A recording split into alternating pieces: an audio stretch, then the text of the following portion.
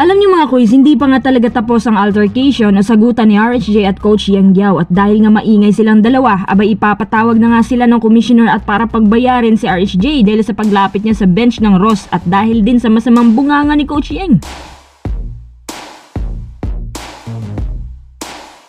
Sa nga update, Dwight Howard umalma dun sa mga nagsasabing hindi daw siya pwede sa PBA dahil 6'10 ang height niya. Sinagot niya po ito at nagpahayag ng pagka-interes sa PBA. Sang team naman kaya siya maglalaro if ever na makapasok ang legit former NBA player na to.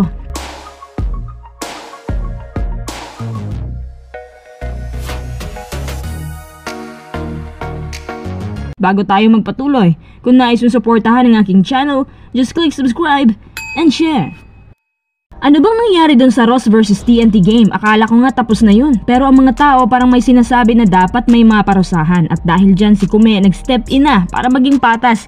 Ay kay Kume, titingnan niya ang replay at i-review niya ang bawat pangyayari. Mukhang nakita talaga na hindi rin maganda ang ginawa ni RHJ sa bench ng Ross.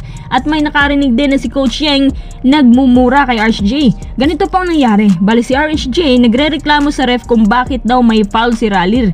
Slight tap lang naman daw yun. Ngayon dahil nagmamaktol itong si RHJ, pumunta siya sa bench at doon naghasik ng lagim. Kung tatanungin naman si RHJ, ayon sa kanya, hindi daw ang bench ng Ross ang nais niyang puntahan. Gusto lang daw niyang puntahan ng referee para personal na magreklamo sa kanila. Kasi ang refs daw na andun malapit sa bench ng Ross.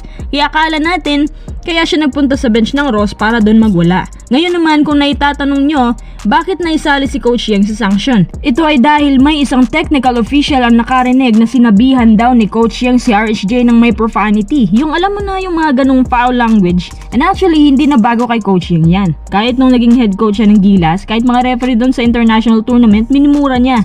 At dahil nga sa masamang dila ni Coach Yang, abay mas nagwawala pa nga si RHJ sa bench ng Ross. Ang resulta, silang dalawang may fine. Hanggang ngayon, patuloy pa rin i-replay ng committee at ng commissioner ang mga pangyayari para talaga mas maklaro niya yung bawat sumbong ng mga nakarinig at nakakita.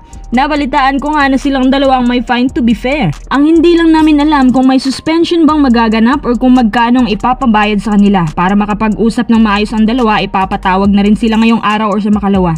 Tsaka ang pinakamalala, meron daw nag-dirty finger na nahuli daw sa camera.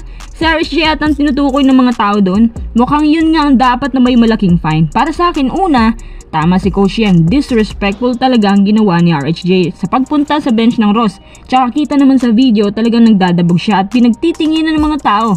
Kung tapos na yung play, hindi na dapat inireklamo yun. Tsaka mukhang may foul naman talaga sa final play na involve si Ralir. Kung ako kay RHJ dahil tapos na, hahayaan ko na lang. Pwede naman din na mahinahon na mag-request ng replay. At ito naman kay Coach Yang, yung bibig niya ang problema.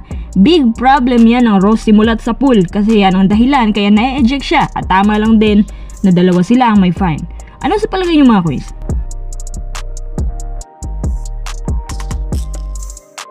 Tara, next update tayo. Alam nyo ba na sinabi po mismo sa social media account ni Dwight Howard na hindi raw siya 6'10 kaya qualify daw siya na maglaro sa PBA. Marami kasi nagre-reklamo na hindi siya pwede makapasok sa PBA. Tsaka overqualified daw at baka hindi na masunod ang salary cap ng import.